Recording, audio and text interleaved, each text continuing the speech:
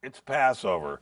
This is a major Jewish holiday that marks what the Bible cites as miraculous salvation of the Jewish people from enemies bent on exterminating them. At many services in people's homes and in synagogues, prayers will be recited which proclaim that in every generation, enemies of the Jews arise to kill the Jews, but God always saves the Jews in the end. Sadly, this section is now obsolete.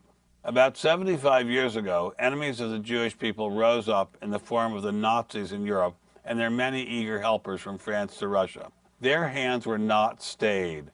In the cruelest imaginable ways, they basically wiped out the Jews of Europe, a staggering 6 million men, women, and children.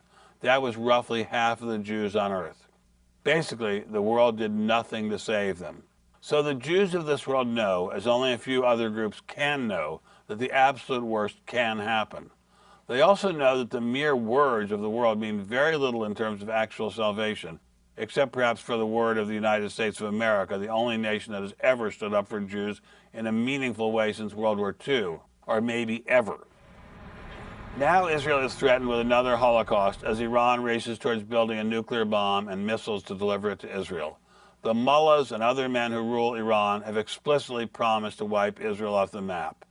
Israel is a tiny country, and one nuclear bomb detonated over Tel Aviv would indeed make another Holocaust. If you wonder why Israel may be planning to strike Iran preemptively, you have only to go back 2 generations, the wink of an eye.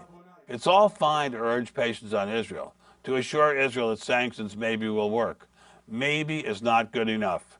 The Israeli Jews, the children and grandchildren of the wretched survivors of the Holocaust, cannot accept maybe. They have learned the hard way that here on earth there have not been many Passovers for a long time. If they are to be saved, they have to save themselves.